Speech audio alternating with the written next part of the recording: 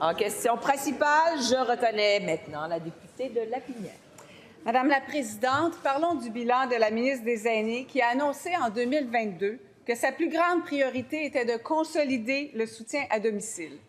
Rien ne s'est passé. La ministre a répondu en étude de crédit qu'elle espère que sa politique sera déposée d'ici la fin de l'année. Donc, pas de plan d'action structurant avant 2026, presque 4 ans plus tard. Le soutien à domicile est aux soins intensifs, Madame la Présidente. Ce gouvernement de fin de régime a écarté la priorité de la ministre. Entre-temps, les besoins en soutien aux proches aidants qui sont à domicile augmentent chaque jour. Les organismes reçoivent des budgets bien inférieurs à leurs besoins et certains se font couper une partie de leur financement. Sans les proches aidants, sans les bénévoles, le virage n'aura pas lieu. Les aînés seront abandonnés. Comment la ministre pourra-t-elle réussir un virage en soutien à domicile sans soutenir adéquatement ceux qui sont sur la première ligne à domicile? La réponse de la ministre responsable des Aînés. Oui, Madame la Présidente, je pense que ma collègue députée de Lapinière est sur une autre planète. Le soutien à domicile au Québec, là, c'est une priorité. Puis le soutien à domicile au Québec, il n'est plus aux soins intensifs. Il est en réadaptation et en réhabilitation intensive à cause des libéraux, Madame la Présidente. Regardez, Madame la Présidente, écoutez, les chiffres parlent.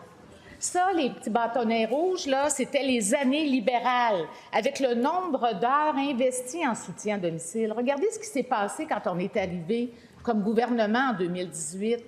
Il y a eu des investissements sans précédent en soutien à domicile. On a révisé le rôle, les responsabilités des personnes, des intervenants, Madame la Présidente. J'aimerais aussi vous parler du chèque emploi-service, Madame la Présidente. Regardez encore, écoutez, c'est quasiment malaisant. Regardez les années libérales. C'est encore des petits bâtons rouges. On regarde ça très, très bas, le chèque emploi-service. Regardez ce qu'on a fait, nous. Et puis, j'en profite pour parler des ESSAD. Notamment, je veux saluer les représentants des ESSAD qui sont ici aujourd'hui. Regardez ce qui s'est passé avec les entreprises d'économie sociale en soutien à domicile qui desservent plus de 100 000 personnes. C'est terminé. Première. Article 32, vous gardez le silence, Monsieur le Whip. Merci de rappeler à vos collègues de garder le silence. Première complémentaire. Merci, Madame la Présidente. Parler de millions et montrer des tableaux, ça fait un beau paravent. Mais j'invite la ministre à aller voir sur le terrain, à aller voir les 600 personnes dans l'Anaudière qui ont perdu, les 600 personnes proches aidantes, qui ont perdu leur soutien de répit, leur soutien psychologique. À la Maison Tournesol, à Saint-Hubert, on a coupé 62 000 $ dans leur budget. Plus de soutien psychosocial aux proches aidants.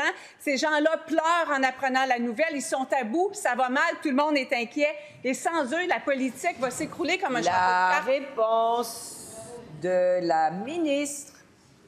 Madame la Présidente, écoutez, là, je vais rester calme, là. On a fait plus que tout ce que les gouvernements précédents ont fait en soutien à domicile. On est en train de mobiliser plusieurs groupes d'experts, des intervenants, les aînés eux-mêmes, les personnes en situation de handicap. On s'est donné un grand rendez-vous à la mi-mai, ici même à Québec, et on est en train d'écrire ensemble une politique nationale de soutien à domicile, Madame la Présidente. Et on aura l'occasion, dans les prochains mois, de déposer cette politique nationale qui interpelle toutes les personnes, toutes les parties prenantes du soutien à domicile. Au Québec, Madame la Présidente, il faut être fier de nos services de soutien à domicile. C'est comparable à ce qui se fait n'importe où. Deuxième complémentaire.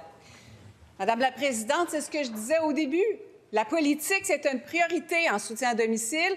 C'est pas fini encore. Il n'y aura pas d'action concrète et de financement qui va aller avec cette politique-là tant que le plan d'action ne sera pas en œuvre. Mais qu'est-ce que les gens vont faire? Qu'est-ce que les proches aidants à domicile vont faire d'aujourd'hui jusqu'à temps que le plan d'action soit adopté et qu'on tombe en campagne électorale?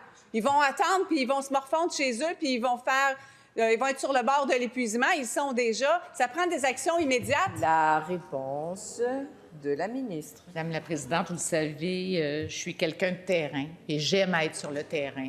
Et oui, ça paraît parce que les gens me le disent. Puis je me promène dans toutes les régions du Québec et je visite les RPA, les équipes en soutien à domicile, les entreprises d'économie sociale, Madame la Présidente. Puis je vais continuer à me battre pour faire en sorte qu'au Québec, on ait les meilleurs services de soutien à domicile. On est en train de le faire, ce virage-là. Puis je pense que j'ai pu le démontrer. On est vraiment en augmentation de nos services, la qualité des services. Puis pour les proches aidants, Madame la Présidente, il n'y a aucune coupure dans nos programmes. On va de l'avant pour offrir des services de répit aux proches aidants, puis on va continuer de le faire, Madame la Présidente. En question.